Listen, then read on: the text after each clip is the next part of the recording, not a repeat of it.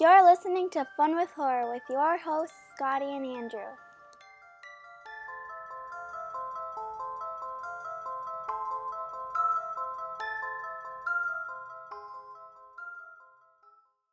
Hello, beautiful horror fans, family, friends, and everything else. This is Fun with Horror. This is actually episode 58 of Fun with Horror. We're already at 58. The weekly horror movie review podcast in which my best friend in the whole wide world, Scotty, and I, we take turns giving each other horror movies to watch, and then we discuss them the following week. We have two rules here at Fun with Horror. First one is whoever picks the movie has to pick one they've never seen. Rule number two, we both have to watch it. Last pick was me, and I chose the 2007 movie Inside, with directors Alexandre Bustillo and Julien Maury, and starring Alysson Paradis and Béatrice Dalle. And remember, of course, to stay tuned to the end of the podcast where we get to hear Scotty's pick for next week's movie, which I always love. Of course, though, before we jump in and say hi to Scotty, please, if you have a moment, leave us a review at Apple Podcast and Spotify. And, if you have YouTube and you want to like and subscribe to our channel there too, that'd be great. But we would love a review if you wouldn't mind taking some time to do so. But without further ado, hi, Scotty. Hey, buddy. Hey, buddy. How are you? I'm good. Good. It's going to be a nice, relaxing episode talking about a nice, chill movie. It's perfect. Yeah. There's not a more relaxing movie than Inside. Honestly, I would say if you are stressed or Yeah. This is one you just want to put on and just fall asleep to. Yeah. Oh, man. Yeah. That's a great idea. Yeah. I think I'm going to do that tonight. I think, man, if you need some melatonin, watch some Inside. Drink some milk, watch Inside. It's cute. Cute movie. But hey, I'm going to give a shout out, buddy. Oh, yay, please. Yes. It's time yet again. Found it's not a new podcast, but came across somebody else that I really enjoy. Oh, right on. Okay, let's hear it. If you guys haven't heard of them out there, the Zombie Girls Podcast Network is something nice, something special, and it's spelled Girls, GRRLZ. Nice. So like the it. Zombie Girls. And they've got 4 different podcasts that they rotate between in their network, which is really cool. They have the Zombie Girls podcast. They have the Cast of Ka, which is them deep diving. They deep dive into the Dark Tower series of novels by Stephen King. Oh, wow. Oh, cool. Yeah, they go, I'm looking at their episodes right now, and episode 83, basically, they're talking about one chapter, one section of the book, and they're just going along, taking it day by day. Sweet. They've got the Stream Queens horror podcast, which is obviously they review movies that are on streaming. Nice. Love it. And then maybe my favorite, because you and I have talked about how female directors are just killing it these days. Absolutely. There is the More Deadly podcast, where they talk about movies that were directed by women directors. Awesome, dude. That's awesome. So, yeah, just look up Zombie Girls, GRRLZ, out there, and go listen. And, like I said, I've really been enjoying listening to some of their episodes. And they have a lot. They have, between their 4 podcasts, they have about 300-something episodes. Whoa. So. Man. Good for them, though, too, because this is, even just doing one, it's some work. So doing 4. Tell me about it. My gosh, that's impressive. So I will definitely go listen. That's awesome, dude. I'm excited. You and I, buddy, are learning the, so much the stress, but the workload of doing more than one podcast at a time this month. Yeah, we are. Because just to give you guys a preview, Andrew yes, and his wife are about to have a baby. That's right. And when that baby comes, Andrew and I are going to take a slight break. We are. But that doesn't mean that the podcast is taking a break, because we are recording episodes ahead of time so that everybody, all you out there, have episodes to listen to in September. Woohoo! While I'm sipping pina coladas and Andrew is Sleep sipping- deprived. Yeah, yeah. I'll go with yours. I don't know where mine would have gone, but it probably wouldn't have been as wholesome. Well, and we're going to talk about a pretty wholesome movie, so we should probably keep this one Yes. PG. Also, buddy, I'm going Yeah. to tell you about another thing. Oh, please. I've mentioned this to you in the past week or so. Okay. But I had another memory. So I remember a time long ago Yeah. when I introduced you to Lock and Key, Yes. which became your favorite comic. Yeah, man. At some point, I didn't remember this until after I told you about the TV show, Mm-hmm. but at some point, I remember that I then went on to recommend the Sandman comics to you. Right.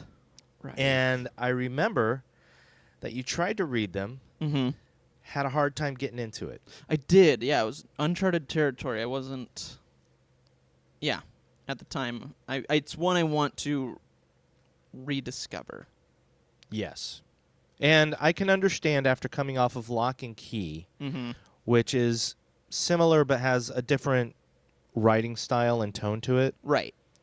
I can understand. And I You know, do of love course- Neil Gaiman, which, Yeah. he's great. So, He's amazing. absolutely.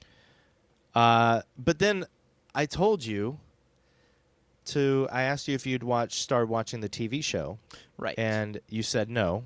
Mm-hmm. And I was surprised, but then I remembered, I remember Andrew tried to read the comics and couldn't get into it. So I can imagine that you wouldn't be too excited. Mm-hmm. But I'm here to tell you, buddy. Yeah, man. There's 10 episodes, Mm-hmm. and actually the day that we're recording this today, they surprise released 2 more episodes, or a 2-part episode. Really? Oh, that's It's- cool. Yeah, it's so cool. And I'll explain why they did it, I think, in a minute. But basically, I've seen the first 4 episodes Okay. of the 10-episode series. Mm-hmm. And I got to tell you, in my opinion, and also know that The Sandman is my favorite comic of all time. Right. I think each episode so far that I've seen is a masterpiece. Wow. Okay. Wow. I feel, in my opinion, Mm-hmm. I feel like they've adapted it to screen as best they could. Nice. It's a difficult thing to adapt, but I feel like they've succeeded. And Neil Gaiman, the thing about Neil Gaiman is he has this incredible imagination Mm-hmm. to him. Like he's like Guillermo del Toro. Yes. Yeah. It's early.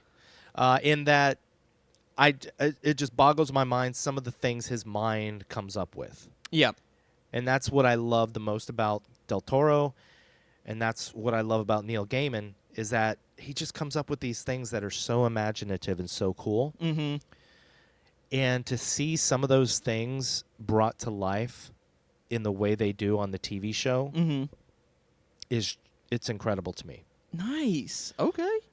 And I also feel like I mean, I hate to say it, but I don't think they could have cast the Sandman, Morpheus, more perfectly. Really? Okay. Cool.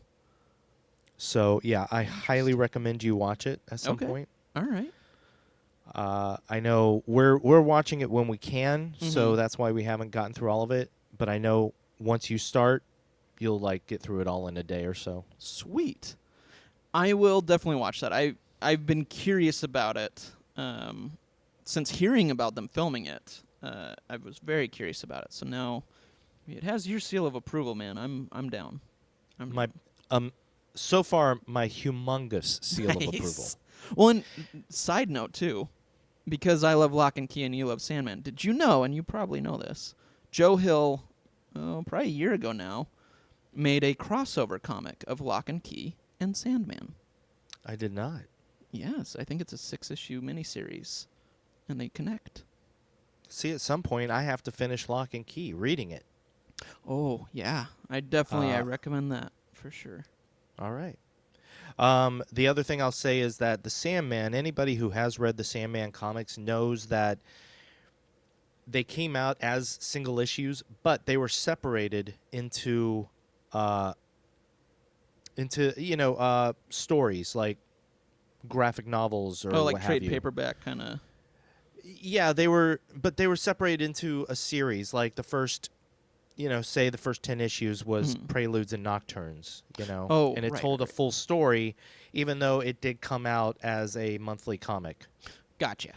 Cool. But then there were also a couple of comics in between the bigger storylines, Mm-hmm. and I think, I'm not completely sure, so I could be wrong, but I think the double episode that they released today tells two of those one-off stories. Oh, cool. That's So- actually really cool.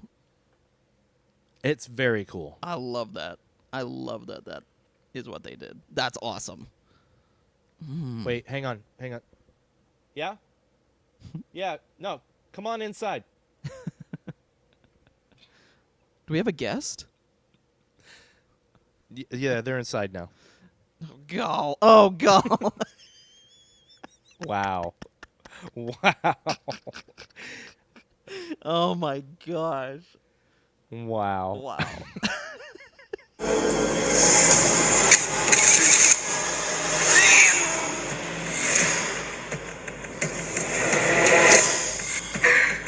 Il y a une dame très tranquille devant chez moi, elle se tire super vite. Je sais pas ce qu'elle me veut, elle connaît mon nom, elle connaît mon histoire, je me suis ouvert. Okay, so, Yes. hello everybody. We're back. Hi. And after that beautiful trailer. Yeah. So, before we go on any further, we are about to spoil the movie Inside, and this is the original French version from 2007 Correct. that we are spoiling.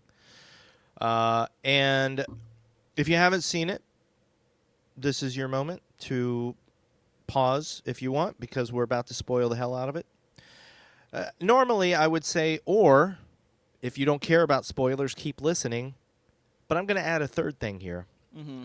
This movie is a particularly violent, brutal, extreme movie. Correct. So, your third option is to just listen to us so you don't have to watch it. Because I guarantee our podcast is going to be slightly tamer than actually watching it. Although after listening to us, you may be curious to actually see everything. Right. But yeah, this is a very, very hardcore movie. Yes. Therefore, I am really looking forward to hearing Andrew's 3-minute recap of this Oh, one. boy. Yeah. So take it away, my friend. Whew, here we go. All right. So the movie starts out with our main character, Sarah. She'd just been in a car accident, and she's very pregnant at the time. We look over to see that her husband, who is in the passenger seat, has died. A very tragic car accident. It cuts to, I believe, 4 months later, and she's at the doctor's office. Doctor says everything looks good. Sarah is, of course, healed up, but has some scarring at this point, and the doctor says, we are going to induce labor tomorrow, so, be here bright and early. Well, Sarah goes and meets with her mom first and talks, and of course her mom is worried about her. Sarah's very depressed, anxious, scared, nervous, all the things, and also angry. Sarah's angry at the time, too. She also meets with her coworker, who is the same way. He's this older gentleman that says the same thing of worried about her, but he's going to drive her to the doctor the next day. Sarah goes home. She's sitting at home, has a wild dream about basically throwing up her baby, and wakes up, though, to someone knocking at the door. This person knocking at the door says there's an emergency. They need to come in and use Sarah's phone. Sarah says, no, my husband's sleeping, and the person says, I know your husband's not sleeping, Sarah. Let me in. So obviously this person knows Sarah. Sarah freaks out, says leave. The person leaves. She goes to her living room, looks out the window, and there's the person, la femme, which I believe is female in French, The standing. woman, yeah. What is it? Woman, sorry, excuse me, woman standing there. So that's her character's name, is the woman. So the woman, Sarah calls the police, takes some pictures of the woman through the window. The police come, they search, no one's there. Sarah goes back inside. A little bit later, she's watching TV, and we see the woman behind her in the hallway. Sarah eventually goes to bed. We see the woman kind of walking around. She goes in the bedroom, takes a pair of scissors, and slowly pushes it into Sarah's belly button before Sarah wakes up, and then the woman slashes Sarah across the face with them. A little fight ensues. Sarah runs to the bathroom and locks herself in. And this is interesting. We see the woman walk around the apartment, or the place. She goes downstairs, and Sarah's coworker comes in the door.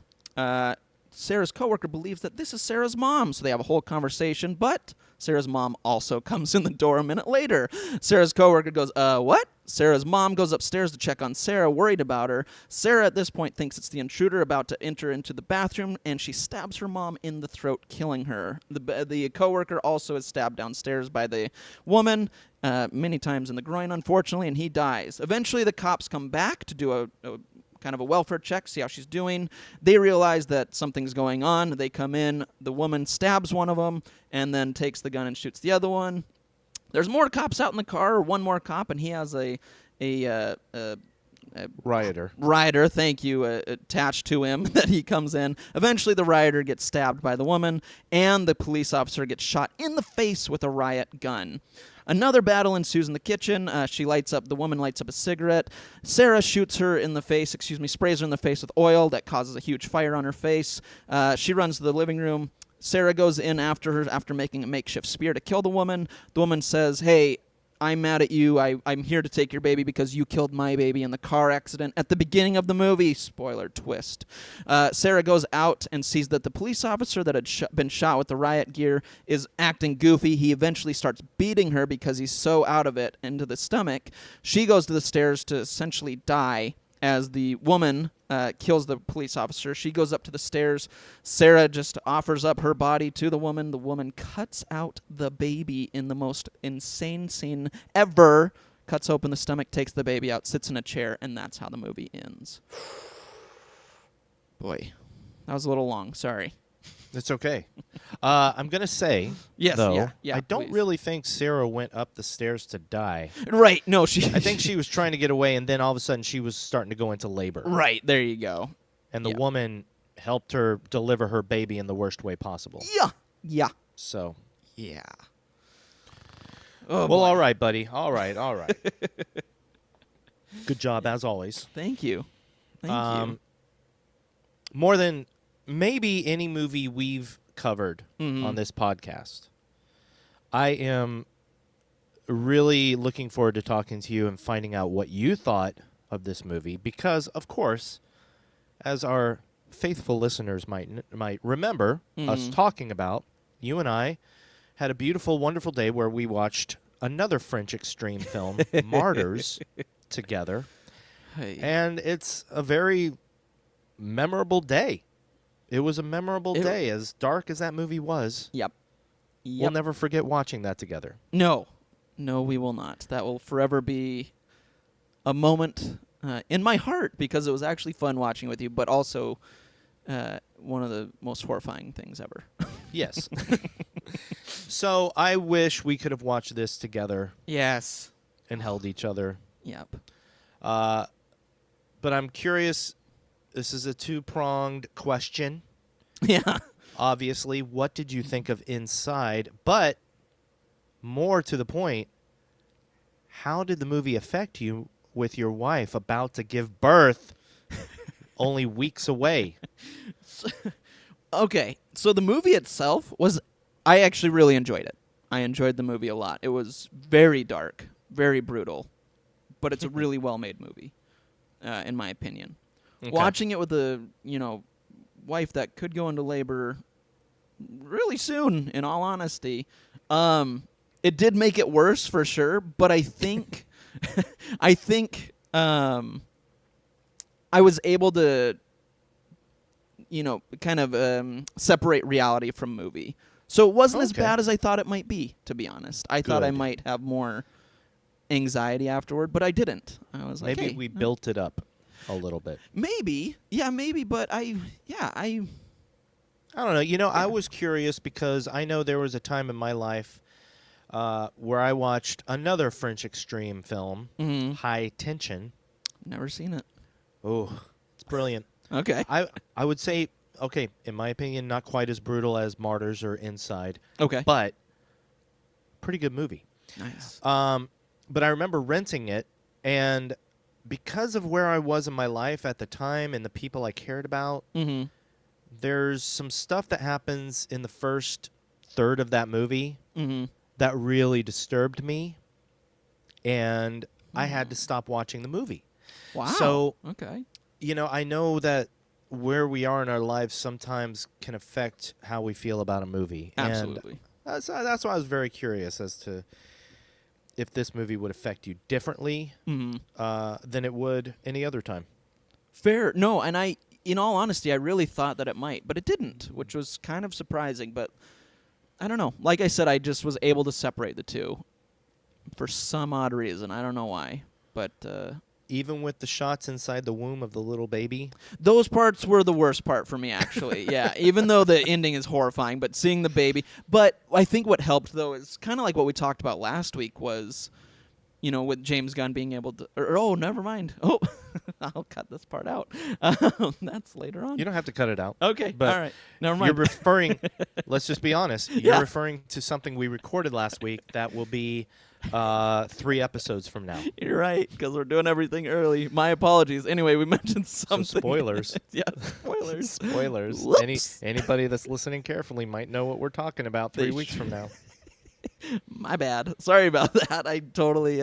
Quite all right. Yeah, doing things. Anyway, though, but seeing that the baby was CG, and so Yeah. and it was seeing that it was CG and it wasn't quite as realistic helped because I went, I don't like that, but it's CG, you Okay. know.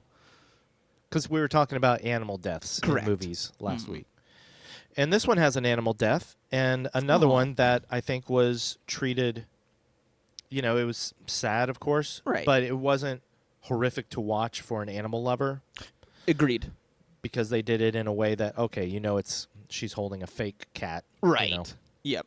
You could tell right But- away, but I appreciated that. Well, as you know, buddy, Yeah, man. I love this movie. Yeah. I think this is horror perfection. Nice. And I have some specifics I will talk about. But watching this movie again, this is the second time I've seen this movie. Mm-hmm. I haven't watched it since the first time I saw it. I had actually forgotten the bulk of the movie. Oh, wow. Okay. The ending is so graphic and so memorable Yes. and brutal that I actually had just totally forgotten the rest of the movie. Wow. Yeah. So it was a joy to rewatch this and remember that the rest of the movie is actually very brutal too. And it's just that last scene just really overshadows everything else. So I get that. Oh, yeah. This entire movie to me was more brutal than I remembered it. It's a brutal movie. But it is very good. It's a very good, realistic horror movie. But definitely super brutal. Not just the end. Yeah. And this is what's refreshing about watching foreign cinema like this is that I don't mind some of the choices that American creators, American filmmakers decide on. Right. But man, you watch a movie like this that doesn't pull any punches, that has a very depressing ending. Yes. It does not end up well. And I'll tell you something else, buddy. How many times did you watch it this week? 2 times. Okay. For me, watching it this second time was almost more brutal than the first because I knew how it was going to end. Oh, fair. Totally. Yeah. Yeah, so you're watching it the second time, and you know that there's no happy ending. Right. And it's just a constant feeling of dread. That's true. And, like, oh, everything she's going through, it's kind of all for nothing. Like, oh, right. like she's not going to make it in the end. Well, and every bit of hope is diminished. Yeah, Like when the police yeah. come, and then the other police, and then the third set. You're like, oh no, nothing works. So yeah, it totally is. That makes it so depressing the second time. And the police, like the police, bringing up the police is a good, and brings up a good point. Mm. A lot of people, and sorry, train of thought here. Lay it on me.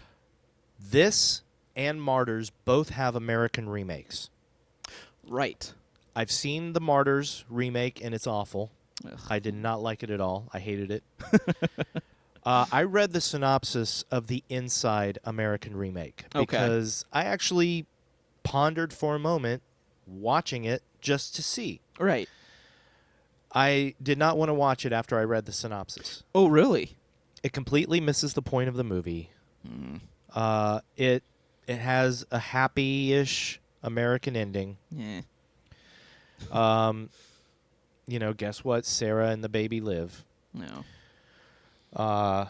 And it just made me really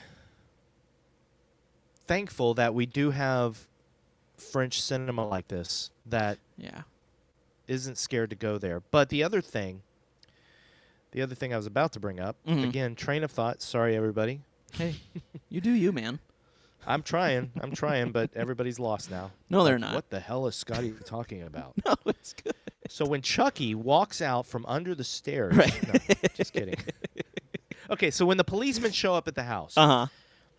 I read some reviews of the American remake where they talked about the policemen who show up and how implausible it is that this woman kills all these actual policemen, Right. and how implausible everything is.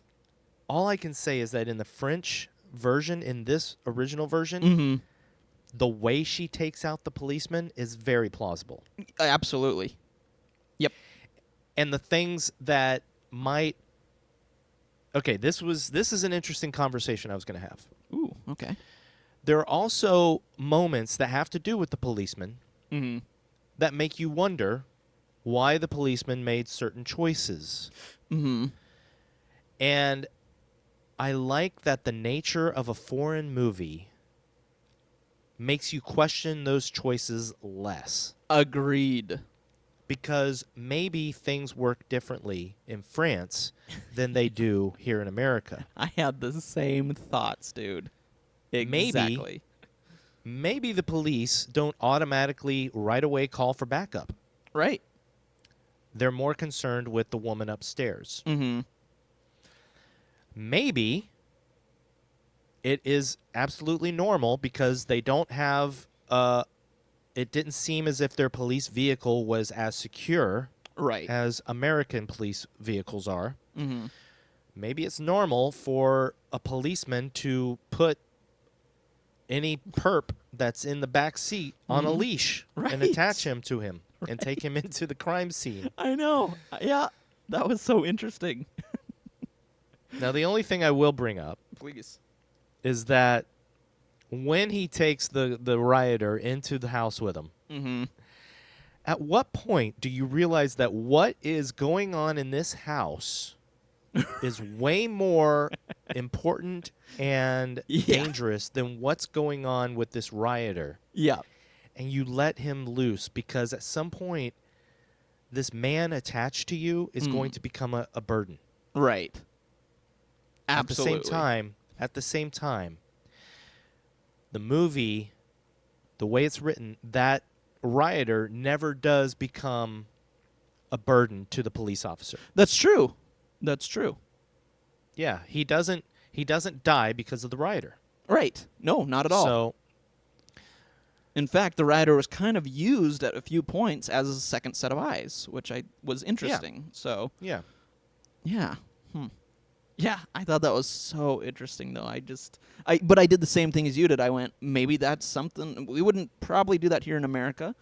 I don't know what they do in France. That totally could happen. So I did the exact same thing where I thought, I'm not judging them for this. I don't know if this is a normal thing there. I have no idea.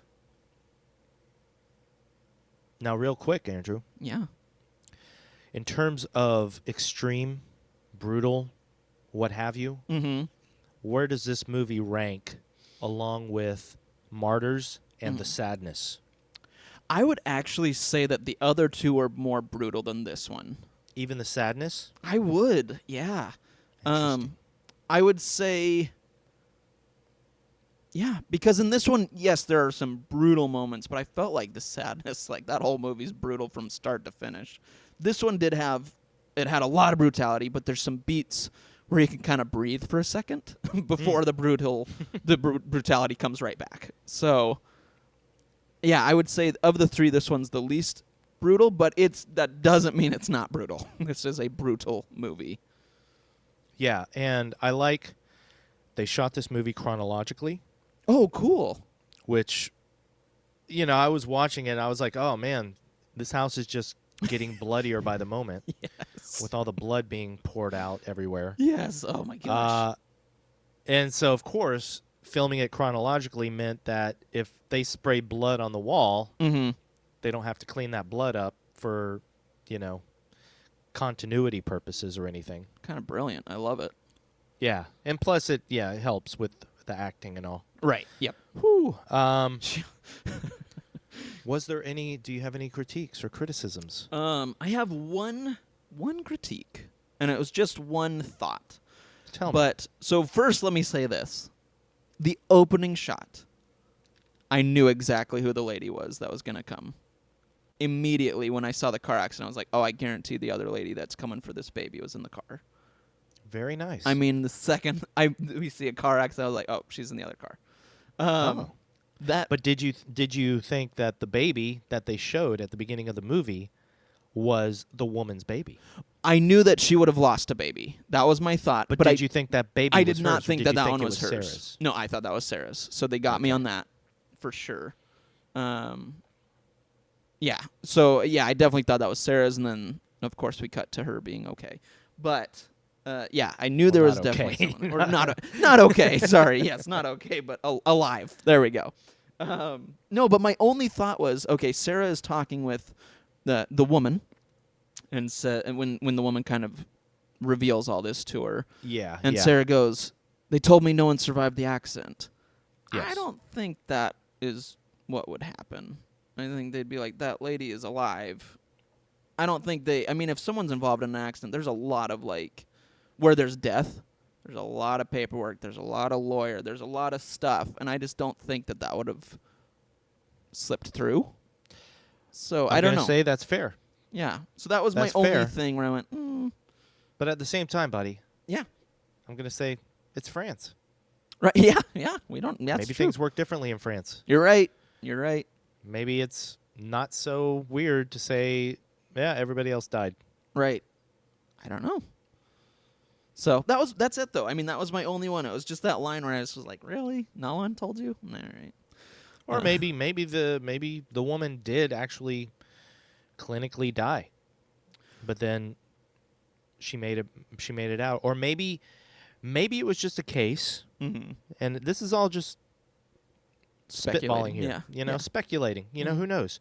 And this is things to make you feel better about that. Right. Yes. Maybe just somebody at the scene of the crash, somebody that showed up, not necessarily an authority figure, Mm-hmm. but maybe somebody who didn't know better. True. Said, everybody else, the other driver died. Everybody's dead. Right. You're the only survivor. And maybe Sarah took that to heart for the entire time and didn't even ask about it again later. That's fair. I'll go So with that. who knows? Yep. There's a lot that they don't tell us about the car accident. Right. That's true. That's true. So But that's it. I mean, that was my only and it's not a big thing. It really isn't. It was just my thought. But other than that, I gotcha. I thought this movie was kind of brilliant. Horrifying. Well, the whole Really well made. let's kind of go through it. Yeah. I tell you, the first 10 minutes of this movie established some very cool things. Mm. First of all, the music. Yes. Yeah, the score is done by. I'm probably gonna butcher this, but François-Eudes Chanfrault Okay. is how it looks. Mm-hmm. I've never heard of him, but he did this score for this movie that for me was absolutely perfect. Yes. Agreed. I would love to be able to find it. I have not found it yet. Mm-hmm. But yeah, his music was at the very beginning. It's very somber and ominous at the same time. He's got moments like where Sarah, the piece of music where Sarah's imagining her husband Yes, behind I her. have that note. Yeah, it's Beautiful. beautiful. The violins. Mama. Mm-hmm. And then of course it gets a little bit jagged and chaotic when stuff is happening. Yep. When the blood is happening. Blood. Yeah, Blood. Yeah, and then like also the opening credits with all the bloody whatever Yeah. viscera Yes. Yep. were disturbing. Like this whole movie just sets you up to be disturbed and depressed. Yes. And maybe people aren't going to like that because there is no light in this movie. No. None. But I appreciate a movie that makes me feel the way this movie did. Mm-hmm. It's just me in movies. If a movie makes me feel something extreme, Yes. no matter what the emotion is, I kind of appreciate that. No, I'm with you, man. Even if it's depression and dread and just doom Right. like this movie. Right. No, you're preaching to the choir, buddy. I'm with you. Alysson Paradis Mm-hmm. as Sarah. Yeah. The acting in this movie was fantastic, and she was incredible. Absolutely. I have zero complaints about the acting. Absolutely wonderful. And also, Béatrice Dalle Yeah, was dude. also incredible. She's scary in this movie and Ugh. played the part beautifully. Oof, she was scary. Yeah. Yeah. Yeah. Yeah. To have like, I also like that our villain, our antagonist is like she's an attractive woman, you know? Yeah, yeah. She's seemingly somewhat of a normal woman, Mhm. but we don't know if the death of her baby and the car accident sent her over the edge, Right. or if she was, I mean, in reality, Mm-hmm. somebody that is willing to go that far Right. was probably had something wrong with her before. Right. Yes. So, but that's all speculation, of course. Of But course. I thought she was incredible. Yeah. Yep. Um, You know what's funny too? I thought, tell me. because when Sarah's at the doctor's office at the beginning, and she goes out in the waiting room, and that nurse comes over and smokes her cigarette, and Yeah. like starts talking to her. I was like, oh, that's the woman that's gonna come like later. She's in disguise or something. You know what I mean? Yeah. That was my initial thought, and then when we saw her later, I was like, wow, she looked way different. And it didn't click until like halfway there. I was like, that was totally a different person. But I was like, Buddy, I had seen the movie and I thought that. really? Yeah. Yeah. I think it's intentional. I also Hmm. think that there's a theme going on at the beginning of the movie of people invading Sarah's space. Yeah. Oh, true. Like that. Like that woman sits down and she starts smoking right next to Sarah in a hospital. Mm-hmm. And I was actually wondering if she was actually a nurse. That's Like- that's what I thought. It wasn't.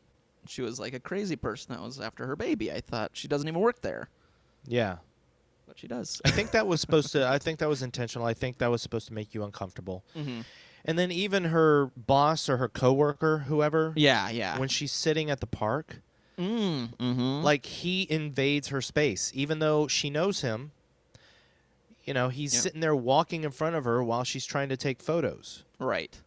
And then he sits right next to her, and, you know, Yeah. it's not as much of an invasion as the rest of the movie, but Right. it's still an invasion of her space. Dude, so that's good.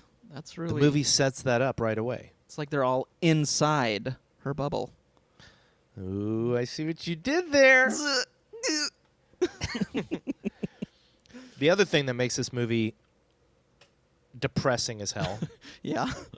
is that one thing we haven't mentioned is that it takes place on Christmas Eve. Oh, that's right. Yes. Oh my gosh. Because you kind of forget that, because obviously Sarah is angry and depressed over the loss of her husband. And now that she's having this baby by herself, it's a constant reminder of her dead husband. Right. Which is also like it's such a hard emotional place Oh God. that this movie puts you in. Yes. Because the birth of a baby should always be a joyous thing. Right. And you get the feeling that Sarah, she is thankful that this baby is alive and that she's going to have this baby, but at the same time, it is a reminder of her dead husband. Right. Right. And she's depressed the whole movie. Yeah. Yeah. But as for Christmas, the only hint that we have that it's near Christmas is when she's sitting in the waiting room of the hospital next to the Christmas tree. Yep. She's too depressed, so she hasn't put up Christmas lights or anything around her house. Mm-hmm. You know? Yeah. Like, who would? I wouldn't. No, yeah. I mean, she's in a tough place.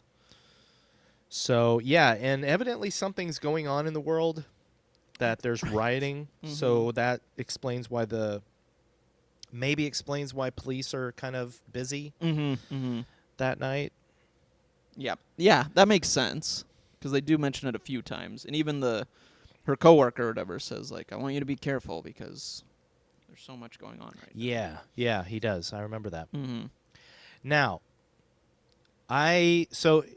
full disclosure, I watched this movie once years ago. Right. Watched it again for the podcast last week. Mm-hmm. Then I watched it another time. I watched it, so I've seen it 3 times now. Oh, man, sorry. Because I watched it 2 times last week, you know. Yeah.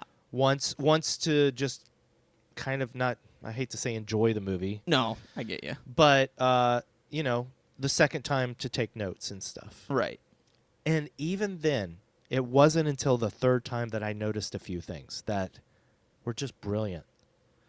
Number one, Sarah is inside her house and she is developing her pictures of the people at the park, and she notices the woman in the background, right? Yeah. Yep.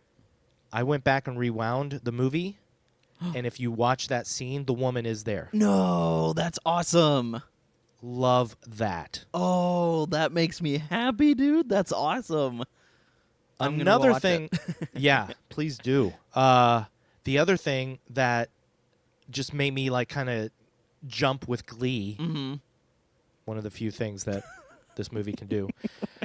So one of the things that always bothered me is that when she calls the police and they come, the one policeman goes around to do the perimeter and the other 2 come in the house, they leave the door cracked. The front door, right? They leave it cracked open, right? Right. And that bothered me because I'm like, dude, close the door. Right. Well, a moment later, they show Sarah and the female cop sitting on the couch talking. Mm-hmm. And if you just look in the background, the woman just walks right in. And you see her walk in the door and just go down the hall. What? I did not even catch that. It's because your mind doesn't go there. It's perfect misdirection because you see the figure moving, but you're just in your mind, it's just one of the cops walking around. Oh my gosh. But if you watch for it, because I was actually, for whatever reason, I was watching for it, I realized, I was like, oh my God, it's her. Like, she just walked right in. That's awesome. Okay, I'm going to watch both those parts because I'm like, I got like goosebumps. That's awesome. It's I did not very catch cool. that. Oh, that makes me And then, of happy. course, the part you mentioned in your recap, when Sarah is sitting on the couch and the woman, you see the shape of the woman come up behind her and then slowly back away again. Yes. Now, The Strangers. Yes, that's what I thought when I saw it. Yeah. It came out, like, I think a year after this. Oh. So I wonder if the famous moment in The Strangers where, you know, it shows Liv Tyler in the kitchen and you just see the guy standing there in the house. I wonder if that was inspired by this at all. That would be amazing if it was. Amazing. Wow. Yeah, because that was honestly that's the first thing I thought when she was sitting there. I was like, oh, very strangers like. Wow. Okay, real quick, buddy. Yeah. Let's go back to the crazy nurse smoking in the waiting room. Yeah, let's. I need to go back and watch Titan again, but evidently that woman was in Titan. Oh, man. Oh. Do you remember somebody, the Macarena lady? Was there a lady doing the Macarena or something, or singing the Macarena in Titan? Yep. Yes. Remind me real quick, as long as it's not a spoiler. It's no, when they're doing because they're firefighters and they're doing the CPR, and the lady's talking about her son. Oh, That's her. Okay. It totally is her. That's her. Yeah. So that was cool. Oh, that's awesome. Because I don't know if I've told you this, buddy. But I really like Titan. You did. Wait, which one was Titan again? I don't remember that one. Did we talk? Did we do a review on that? I also like, especially knowing what's about to happen, when the doctor in the hospital says, "Enjoy your last night of peace and quiet." Oh, dude, yes, Oh. yeah. Oh. Oh, buddy, that's heartbreaking.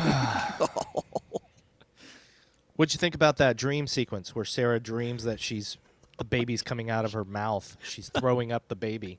I thought it was pretty weird, man. I thought it was.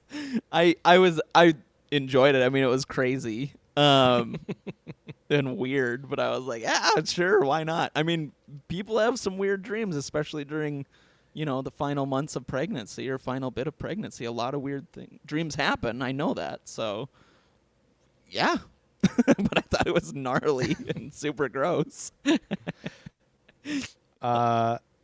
So, something else I want to mention. Please. I think the pacing of this movie is incredible. Absolutely.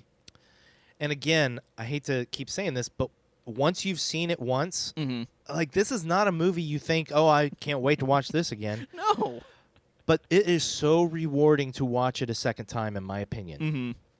Because you realize that when Sarah wakes up from that dream and the doorbell rings, Yes. you're like, this is it. This is the beginning of hell. Right. Oh, Like, yeah. This is when this marks the moment that this movie starts to get really dark. Absolutely. And one of the most terrifying things about the woman to me is how bold she is. Right. Like, the fact that she rings Sarah's doorbell, that's fine, whatever. But then when Sarah goes in her living room and the woman's just standing there at the door, she's just bold. Yeah. She just stands there and smokes. Sarah takes pictures of her, and she just stands there and lets her. Takes it. I know. I She thought the doesn't same care. thing. Yeah. And then when the cops come, she walks in the house while the cops are there. Jeez. She's crazy. Yeah, dude. Oh, my gosh. Did you notice the address of the house? No, I didn't. Oh, my God, buddy. Dude, help me out. I missed everything, it seems You like. missed everything. I'm going to watch it again. Jeez. When the cops show up at the house, you see pretty clearly that her address is 666. How did I miss that? I don't know, buddy. That one was kind of clear. Yeah. Wow. I don't know. I must have been looking at something else or like thinking, I don't know. That's funny. Well, I mean, it is like the other things. You're supposed to. Your attention is Focused. drawn by the cops and Sarah and them talking. That's funny.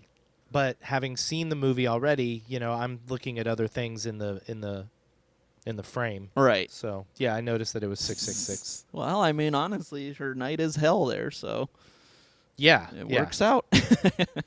Hey. Okay, so this might be a long podcast. Jeez. So the cops leave. Mm-hmm. The woman's in the house. Sarah goes to lay down in bed because she's tired. Oh, we have the moment with the woman behind her. We already talked about that. Right. But then the brutality starts because the woman, as you mentioned, gets those very beautiful shiny scissors. And again, the boldness of the woman. She just goes through Sarah's bathroom. Yeah. doesn't even try to be quiet about it. Nope. Like, she's just, this is my house now. Yep. I know. And I'm about to take my babies. And then which kind of makes me laugh in a dark way, she sterilizes the scissors. I know. Especially with everything else that comes after. Mm-hmm. Oh my And gosh. man, I cringe so much when she runs the scissors up Sarah's belly and then pokes them into her belly button. That And was the blood, worst. Like, you hear the pop and then blood comes down her belly and Sarah wakes up. And then the woman slashes her face. Which her face, honestly, the makeup in this movie was fantastic. That looked brutal. Her face looked rough. Like it was genuinely cut. That was bad. Yeah. Ugh. Oh, that scene was horrible. And I love too that the woman, like, because she gets hit in the head or whatever, and it's almost the way she feels. Like anytime she gets hurt in this movie, it's like she's the victim. You know what I mean? Like anytime she freaks out, like she looks at her head and she's just mad, or when she gets stabbed in the hand, she's mad. Like it's like, I'm doing what I'm supposed to be doing. How dare you try and fight this kind of a thing? And it's just like, oh, you're crazy. Well, yeah, she's the victim in the entire movie. Right. I mean, Sarah killed her baby, so Right. she's going to take Sarah's baby because Sarah's baby is now hers. Right. It's now the woman's baby because Sarah took her baby from her. Mm-hmm. So, yeah. The bathroom. Yeah. So Sarah locks herself in a very, very fortified bathroom. Yeah. Which, I mean, sure. That was interesting. You know, I've never seen a bathroom with a a lock like that. Right. Like that was like a bathroom / panic room. Right. Yeah, exactly. So that was cool. So Sarah's in the bathroom.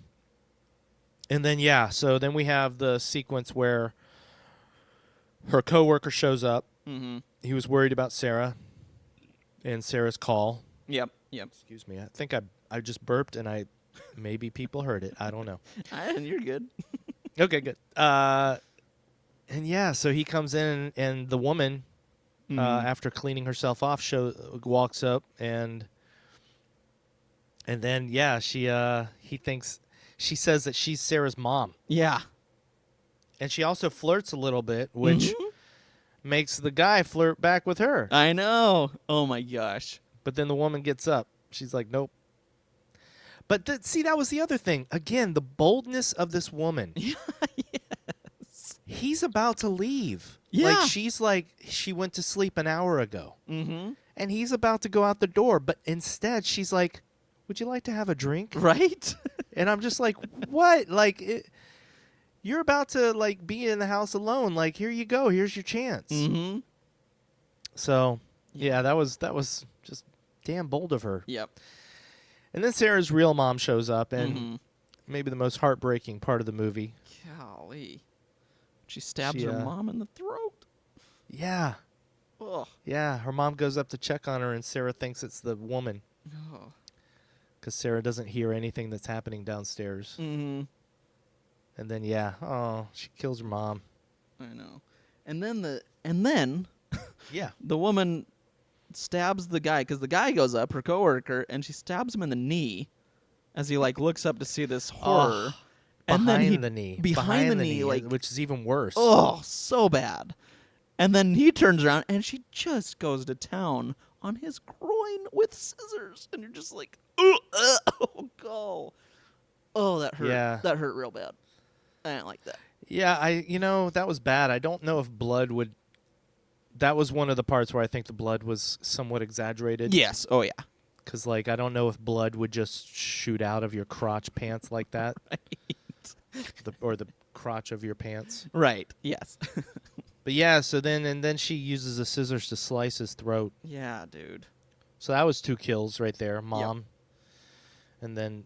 And then Sarah goes back in the bathroom, and then we have so the woman sits there and kills the cat because she's just so angry. Yeah. But then so the woman goes downstairs, right? Mm-hmm. And Sarah decides this is a good time to try and stick her hand out of the hole that the woman's made in the door and try to Oh. unlock the door. Or because the woman Barricaded it. Yeah. barricades the door. She puts a dresser underneath the door handle so Sarah can't turn the door handle. Mm-hmm. And yeah, like even I was sitting there going like, Sarah, pull your hand back inside. Yeah. Knock Come it on, off. honey. Don't do that. Don't do that. No. Because, of course, the woman comes up and stabs Sarah's hand and pins her hand to the wall with the scissors. Woo. Horrible. Brutal. Yep. So, yeah, Ugh. the cops come in. The cops show up. There's 3 cops Yep. and a rioter in the Mhm. back seat with one of the cops. Again, this is not how it's done in America, so there's a lot of leeway. Right. But how does the woman overpower 3 cops? Well, let's go through this. The cops come up. The woman answers the door. Mm-hmm. The cops seem to almost believe, but then something tells them not to. So Yep. they come back. Which I appreciate. They I just- liked that. Yes, me too. And this is just 2 of the cops. The other cop is still in the car with the rioter. Mm-hmm. So these 2 cops, they come inside. They just like, and then immediately they're like, what are you going to name the baby? Mm-hmm. And they know the woman's lying. Right. And then they hear Sarah upstairs. So the one cop goes up there. Mm-hmm. And yeah, what cop thinks that this woman is about to overpower him? Right. She's on her knees, like Yep. he's standing above her. And he's distracted by the noises coming from upstairs. Mm-hmm. And the woman uses that distraction to Andrew. Well, she pulls a. I don't even know what that is. It looks. It's like a chopstick. Yeah, it looks like a chopstick. Pulls his chopstick. Hair chopstick. Yeah, pulls it out of her sleeve and stabs the police officer. Yes. In In the eye. the eye, which, yeah, that's probably gonna do some damage. He's not and then gonna. she pulls it out of his eye and then stabs him probably in the neck or something. Yeah, I don't know. But she stabs him again. Mm-hmm. And then, Takes his yeah, gun. takes his gun. Ugh. Goes and up. the and- cop opens the door. The cop he's Sarah. He's like, it's okay. Everything's gonna be okay. And then his head is just blown apart. Yes. Oh man, that was gnarly. Oh, his head looked that bad. was amazing. It was amazing, but it looked bad. He lost half his head there. That was rough. Yeah, bad as in not good for the cop. Not Right, as in bad right. special effects. No, special effects are great. They were actually really good right there, but just bad news. Yeah, really good practical effects. Absolutely. Mm-hmm. So this is the point. The third cop hears the gunshots and comes into the house, Mm-hmm. bringing in the rioter on the leash. Right. And he goes upstairs and he finds Sarah in the bathroom. No sign of the woman. Although, Mm-hmm. when he's inside the bathroom, you see the woman just walk past the door into the bedroom. Yes. Yep. I did see that one. But then, yeah. So this is something.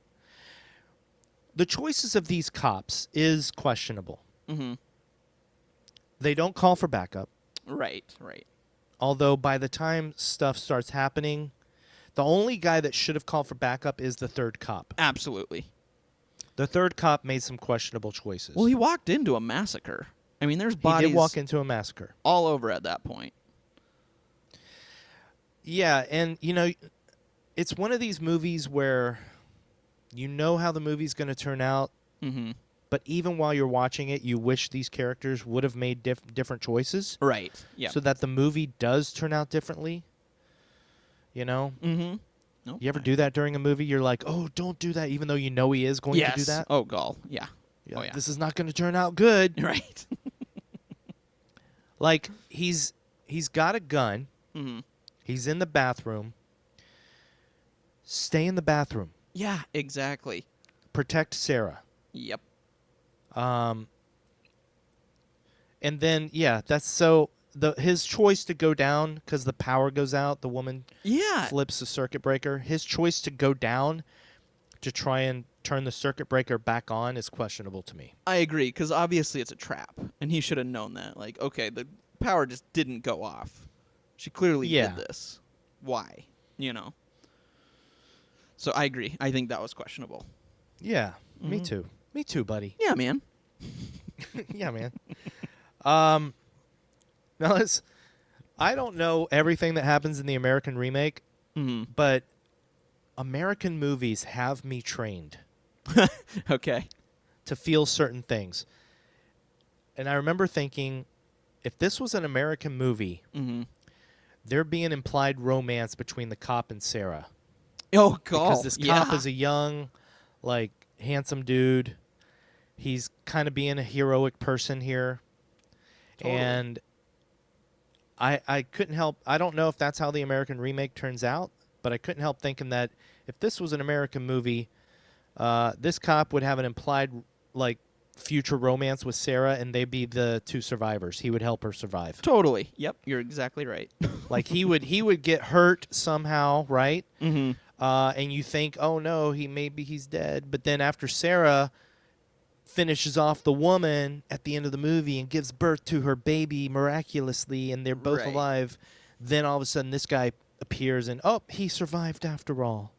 Now Sarah's got a man to take care of her. Right. Freaking America. It's true, though. I mean, that you just kind of gave the formula. Yeah, that is the formula. And I just, so it's kind of a little bit sad that when the cop is like being super nice to Sarah, I'm thinking, oh, future love interest. Right. You know? No, but we've kind of been programmed that way, man. Yes. It's totally true. So the cop goes down with the rioter still leashed to him. Mm-hmm. Circuit breaker box. Right. And the rioter is shining his light all around. And then the woman, like, you just see the pistol appear at his head. The riot pistol. Oh, my gosh. It's not a riot pistol. It's just a regular gun. The rioter actually has, like, the riot gun, which is... Oh, right. Which blasts... I'm not sure exactly what it does, but I think it blasts bright lights. It's not... I don't think it's a lethal thing he's got. Oh, okay. But she has the other cop's gun still. Right. That's right. So, yeah. And you hear the gunshots off screen. Mm-hmm. But then it goes back and you see the woman take care of the rioter. Oh, calls. She stabs him in the head with scissors. Yep. Yeah. So then, at some point, Sarah, in her trauma, has just, the cop tells her to go in the bedroom. Yeah. And to stay up there. She just lays down. Which I think is a brilliant scene. Mm-hmm. There's two scenes in this movie that I thought were super effective, and they're the less brutal scenes. Mhm. One is Sarah imagining her husband behind her, Right. Yep. That which was is great. such a tender moment, but then is just jarring because it just cuts to her husband smashing his head on the Yes. windshield. Oh, my gosh. Yep. And then Sarah, like, you can tell that this is Sarah's frame of mind, Mm-hmm. that every time she thinks anything tender about her husband, it's immediately interrupted by memories of the crash. Yep. Horrible. But then this scene where Sarah, bloody as hell, she's just covered in blood, just lays back on her bed. Gosh. And then the woman Mm-hmm. comes into the bedroom and very almost lovingly is on top of Sarah. She even puts her lips to hers. Yeah. Yeah. That was crazy. Such an interesting scene. Yeah. But then Sarah... Bites her lip. Yep. And I was like, yeah. Oh, I And like then that. Sarah runs downstairs, goes into the kitchen. Mm-hmm. And then the woman comes into the kitchen, and Sarah threatens to stab her baby. and Yes. Kill her baby. Yep. But the woman knows Sarah's bluffing, just slams a toaster into Sarah's face. Yep. My God. So brutal. Oh. And then, yeah, that's when I think she lights up her cigarette. Like, she's won. Yep. And that's when I did love that moment where she sprays her in the face with the cooking oil. Because that was bad. I mean, you can tell that did some damage before we even see her later. You know it's a that's constant. bad. It's a constant thing throughout the movie that people smoke around Sarah. Like the nurse smokes next to pregnant Sarah, Mm-hmm. And this woman smokes right in front of Sarah. Right. And, at this point, right in front of Sarah, she lights a cigarette, but this time Sarah punishes her. Yep. And sets her whole head on fire.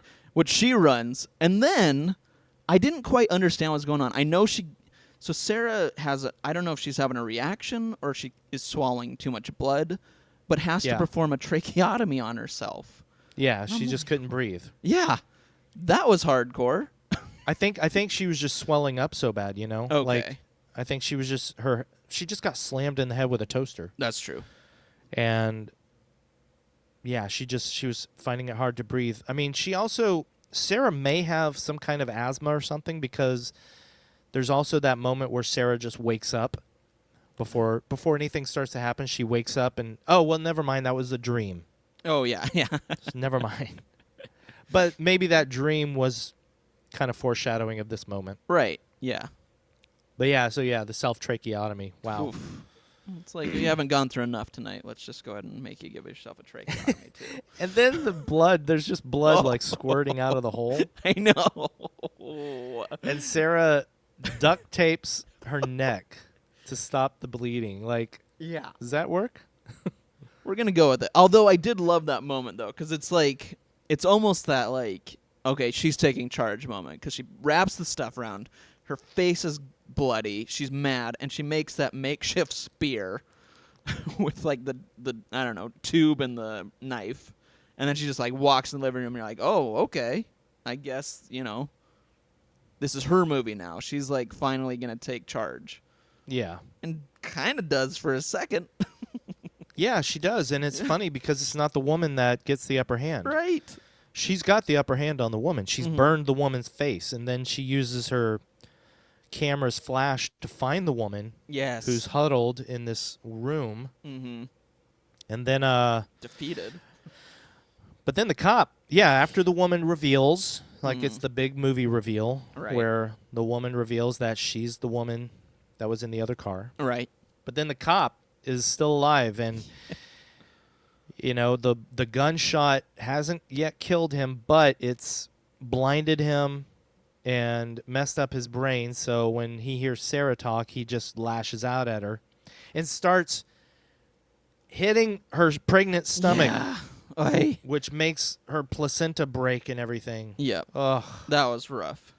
That was a horrible scene. However, I will say, right when he kind of turns and is like, rah, I was like, is this a zombie movie? All of a sudden, I was like, did this just become, is that what those riots are? Is like, this just became a zombie movie and it just threw me for a loop? But it wasn't. Because he looked so weird and was like, rah. Maybe it is a riot gun. I don't know. I need to go back and watch that scene again. I thought it was the riot gun, and it just, made him go crazy because it was right to the head. Well, I mean, he definitely got shot in the head. Right. But maybe because it was a riot gun, that's what blinded him. But I just figured it was a bullet passing through his head that blinded him and messed up his brain. Mm-hmm. But yeah, this brings up a good question, buddy. Lay it on me. Do you think at some point the woman, and this goes back to the woman like laying on top of Sarah, mm-hmm. Do you think at some point the woman starts to love Sarah? Because she lays on top of Sarah. She has that tender moment before Sarah bites her lip, which obviously makes her angry. Right.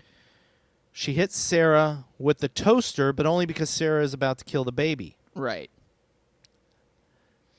I know the woman wants the baby. Right, yeah. And she's doing anything to save the baby, so there is also that. But then the woman is who saves Sarah. Mm-hmm. She saves Sarah from the guy. And from the cop. Mm-hmm.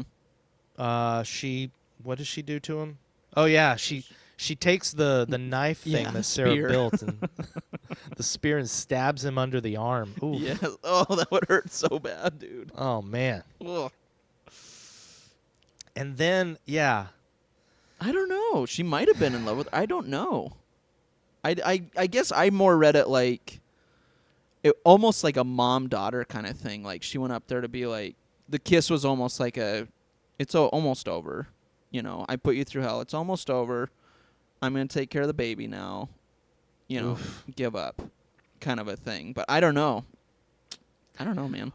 Well, it does bring us to the money shot of the movie, if you will. Sarah's climbing backwards up the stairs, and because the guy had hit her, he's kind of induced labor. Yes. Oh, yeah. So she starts yelling that the baby is coming. Mm-hmm. And the woman gives her a C-section with the scissors. And that, you see it all, friends. It's graphic. Yeah, you see the scissors going in to the belly button and cutting. Oh, God. The skin, her ripping open the stomach. Yeah. Oh, my gosh. That was rough. Shoving her hands inside and Ugh. and Sarah screaming throughout the entire thing. This is one of those movies, one of the few movies where I get self-conscious of my neighbors. And I have to turn down the volume because I'm like, oh, man, that's a lot of screaming, and I don't want my neighbors to think anything weird is happening. That's totally true. Texas Chainsaw Massacre, the original Texas Chainsaw Massacre, does the same thing. I have to turn it down because there's so much screaming in the final act of that movie. Oh, God. Yeah. But yeah, and then we have the end of the movie. She just takes the baby down to the rocking chair or whatever and sits down with the baby. Yeah, and it shows Sarah, stomach open, umbilical cord hanging out, and Sarah has passed away. Yeah. Sarah's dead. Sheesh. Because, of course, who would survive that part? Yeah. Oh, God. And then, the lady, this horribly disfigured and burned woman, is cradling this baby who starts crying, so you realize the baby's alive. Mm-hmm. And that's how the movie ends. Yeah. A real uplifting movie. Yeah, it was, I was happy at the end. The baby lived. Yep. I wonder if she named the baby the same name I'm going to name my baby. Oh, my God. Oh, are you going to name it right now? I don't know. Is this a perfect time? Yeah, no, wow. I feel sorry for people listening to this just to find out the name of your baby. Maybe we totally forgot. Were you planning to name the baby in the intro? I didn't know. I wasn't sure when. Or maybe we can go do ahead it at and the tell outro. me what the baby's name is. No, right. Tell me right now. All right. So we're naming the baby. Boy, yeah. When we announce that the baby's named on this is going to be the episode of all episodes. Yeah. So the baby's name is Lorenzo. By the way, wait. Let's just be clear. This is the first time you have announced to anybody the name of this baby. Right. Well, I mean, does your dad know? No, my family knows. They know. Okay, your family knows. Yep, they know. So this is everybody. And I know because I'm basically family. Yeah, you're my brother. But everybody else, here we go. Here we go. Go ahead. So our baby's name is Lorenzo Joe. I don't know. Can I say my last name? I guess everyone knows it. Yeah. So yeah, it's Lorenzo Joe Hilliard, but we'll call him Enzo for short. And right now, people are going, oh, wait, this is that Andrew Hilliard? Right. From Knife Point? Really? Oh, my gosh. So there you go. Yeah, so yeah, well, we talked about an amazingly uplifting movie, and we even told everybody the name of your baby. Enzo. Lorenzo or Enzo. Yep, there you go. Let's do 3 questions. Who would cross the bridge of death must answer me these questions 3. All right, let's do it. Here we go. Oh, wait, yeah, I ask you. Yep. See, this is why we rephrase the first question. Yes. Oh, God. Andrew. Yeah. What did you think was the best kill or death in this movie? Yeah. There's some great deaths in this movie, well shot, well made. But I mean, I gotta give it to Sarah at the end. I mean, I'm glad we rephrased it because it's not my favorite. I don't sit there and go, ooh, no. Ooh, but it was. Really? I don't know. I think it was just so brutal. Oh. That it was the best. I mean, it was horrible. Oh, buddy. Again, don't get me wrong. I'm not saying it was good, but I think they did a great job doing that part. It was horrible. Wow. Did not think you'd go there. I did. I went there. What'd you pick? I picked the cop at the end with the burned out eyes. Like, At first, I wasn't going to pick him because he gets shot off screen, but then when he comes back and that spear to the underarm, Yeah. man, that kills me. That kills me more than the I think the crotch, the scissors to the crotch. I think the blood pouring out is a little bit unrealistic to me, although maybe Fair. it is realistic. I've never seen anybody stabbed in the crotch, so who knows? That's true. Yeah. Yeah. But I don't know. There's something really painful about getting the idea of getting stabbed underneath the arm like that. right. Right. Ugh. Ishka. All right. Did you think this movie was scary? I did. I mean, this is one. Like, I slept fine after I watched it, but this one, I mean, is more kind of a realistic, I guess. I mean, it's a home invasion kind of movie. Oh, yeah. So I think sometimes with those, for me, it's more scary than a monster because they're not real. But this could happen. So this to me is a scary movie, I think. But again, I didn't lose sleep, so I don't know. What do you think? I agree. I think this movie's terrifying. I don't really. I should be scared of home invasions. I think home invasions are scary as hell, Right. but they don't scare me because it's never happened. I don't know. I don't get know, that. dude. I get I you. don't understand. I don't understand. I don't get me. Because then the thing that does scare me is ghosts and things that you don't like, scary noises in the dark. Right. Like, that's what actually scares me at night, more so than actual people breaking into my home. That's funny, dude. Although I do think sometimes, like, I'll hear a noise in the living room and I'll be like, what if somebody had just walked into my apartment and they're standing there right now? True. It doesn't keep me awake, though. God, what are you? What am I? So, yes, I do think this movie is scary. I think it's terrifying. I Yes. think it's also depressing. Yes. Which brings us to our third question. Andrew, did you have fun with horror? This was a blast. I mean, start to finish, a charmer. No, as I said, I mean, this is a really well-made movie. It's a really good movie. Is it fun? No, you don't enjoy it. But if you want to see a really great movie, this is one. So, I mean, I had fun in that sense. There you go. Yeah, how about you? Well, this falls under the category of movies for me that I say, no, I did not have fun watching it. Mhm. Except for, well, that's not exactly true. I think, like, the nice little, like, the hidden things, like the 666 and the lady coming in the house. Right. Actually going back and seeing that she is there at the park, just standing there, but your attention is on the people. That's awesome. I think those are fun. As a whole, this movie I wouldn't say is fun, Mm-hmm. but I think this is a near perfect horror movie. Yep. Yep. I agree.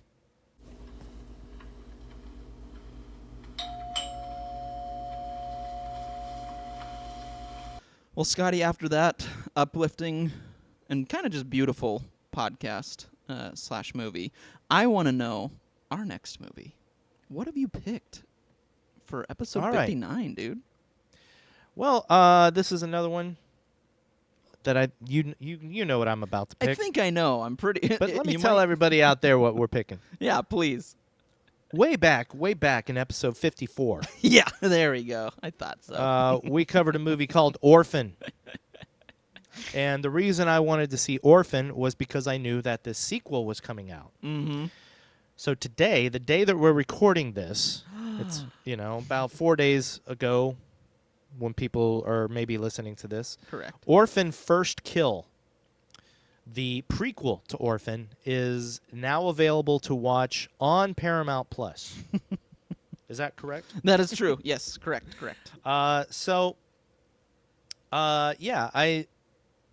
I watched Orphan because I was very curious about seeing the prequel, Mm-hmm. and now I can watch it, knowing what I know from the first movie, and Yes. I was very prepared. Here's the interesting thing: Okay. people have seen this movie because, people are given previews, people in the Right. media. One day that may be you and me, buddy. Oh, dude, that would be so cool. Oh my gosh. It'll be cool, but it'll go against our structure. You're right. So we're gonna have to figure that out when the time comes. That's true. But yeah, I was fully expecting people to start bagging on this movie. Mm-hmm. But I've heard some very good things. Like, just, I look away as soon as I see any review, but I usually see the first couple words, and I've seen some very favorable words when it comes to this movie. So that makes me happy. I'm happy to hear that. That's awesome. me too. I'm excited to see this, man. I am too. But I do not know what to expect. I'll say that much. I don't either. Yeah. So, real quick, the director Mhm. is William Brent Bell. And he directed The Boy and Brahms' The Boy 2, which I'm very interested in seeing. I've never seen those. I've seen both. You've seen... Okay, all right. And I fine. have opinions on both. I have opinions. He also directed a movie called The Devil Inside, which I've never seen, but I know the poster very well. I do too. I know exactly with the person's face. Yeah, and Yeah. pulling down their lower lip, and they've got like a cross Oh, that one. tattooed on their bottom lip. Yep. Oh, you're thinking of the other one. I was. The old lady nun. Yes. Oh, yeah. I forget which one that one is. Maybe that's The Devil Inside too. I don't Maybe remember. they have more than one poster for it. I can't remember, dude. I don't remember either, dude. Oh, yeah. I just Googled The Devil Inside. It's the nun. Oh, yeah. And the other one is the cross. Oh, so there's more than one poster for there's it. two. Okay. That's funny, man.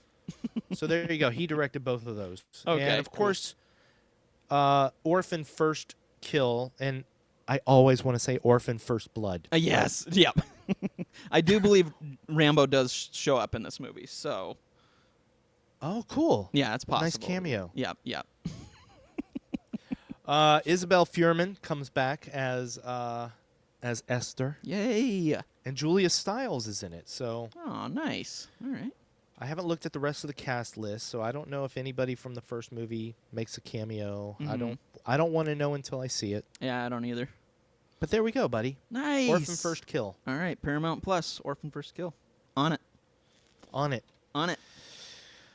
Well, this was a very special episode, buddy. Yeah, this was, man. This was your official baby episode. Yes. Yeah. Well, we wanted to, like we said, I wanted to get this one out before baby is here, so because it's the perfect time to watch this movie, or imperfect, I guess, depending on who you are. But for Yeah, fun with exactly. horror, this was the perfect time to watch this movie. So Real quick to finish the episode, Yeah. I forbid you last week when we picked this movie, I forbid you from letting Cindy watch this movie. correct. Did I make a good choice? What do you think? Do you think she could have handled it? I think she might have been able to. She could have handled it, but she would have not liked it. Okay. Yeah, so it was a good choice. Yeah, she would have been pretty squeamish at the end and gone like, "Fast forward this." So Oh, okay. It would have been one of those. So Good to know. yeah, so it was good. It was good. It's good we did that. Thank you. All right. Well, that's episode 58, everybody. Yes. As always, thank you so much, everybody, for listening to Fun with Horror. Yay! Thank you. Every week seems like it's better than the last, so It's so fun. we are so incredibly thankful. Yes. Yes. So, buddy, I love you. I love you, man. And have a good rest of your week. You too. All right. See you next week, buddy. Bye, man. Or Love talk you. to you next week. I'll talk to you next week. Yes, I will when talk we to you. film our next episode. That's right. I love you, dude. Love you too. Bye. Bye.